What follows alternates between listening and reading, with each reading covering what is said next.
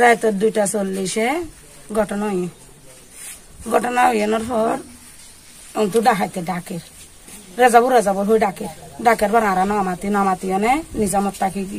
রুমের মধ্যে তাকানোর পরে এবার রুমের মধ্যে বুক বাড়ি কি দি করলে আর আমার চোখে দেখি কুলি আর কিন্তু 2জন ঢুকি আর 3জন ভাগ্যর তে দেখে এরা যাতে মাঝে দরজা বাজ্যার ভিতর দরজা বাজ্যার আর মাঝে আরা উজর দিয়ে এবার মাঝে মানুষ আসে পুলিশ নাকি আইন নসিনি এর মা মনে যাতে উজর দিয়ে তারা ব্যাগ হয়ে না দূরত কি শিক্ষা দুধ দেখে শিক্ষা দুধ দিয়ে এর মাঝে আরা মানুষ দেখিবার ঢুকিবার আর বাইর টাইম নমা সকালে এন্ডি আবার শুদ্ধ লাখবার খাওয়া গিয়ে ইয়ে দেখি ইয়ার আগে তো অনেক ঘটনা গিয়ে নিজেদের সময় যাওয়ার পর খাওয়া গিয়ে এন্ডিগো খাওয়া গিয়ে এক গন্ডি খাওয়া গিয়ে 2 বস্তার খাওয়া গিয়ে সময় যাওয়ার পর আর কিন্তু বাদবাকি নিচ্ছে রাখি এই দুলাজারা যেই একটি সুনির্দিষ্ট এলাকার কথা বলা হচ্ছে রিজার্ভ এই রিজার্ভ পাড়ার ডাকাতেরা এসে যাদেরকে ধরা হয়েছে শোনা যাচ্ছে তারাও রিজার্ভ পাড়ার অস্ত্র উদ্ধার করা হয়েছে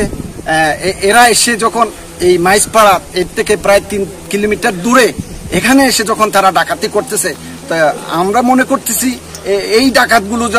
যদি সমূলে নিচ্ছিন্ন না হয় অদূর ভবিষ্যতে আমরা এলাকার জনগণ আতঙ্কগ্রস্ত হয়ে থাকব আমাদের রাতের ঘুম এই সশস্ত্র বাহিনী ম্যাজিস্ট্রেটে পাওয়ার নিয়ে এই 60 দিনের জন্য ওনারা মাঠে থাকার পরেও এরকম একটি নির্মম হত্যাকাণ্ড এবং ডাকাতির প্রচেষ্টা এটা আমাদেরকে কারো মনে আর স্বস্তি নেই আমরা কেউ নিরাপদ মনে করি না আমরা মনে করি আমাদের নিরাপত্তাহীনতার মধ্যে যে আমাদের দিনরাত অতিবাহিত হবে এটা আমাদেরকে যদি সরকারের পক্ষ থেকে আমাদের নিরাপত্তার ব্যবস্থা করা না হয় তাহলে আমরা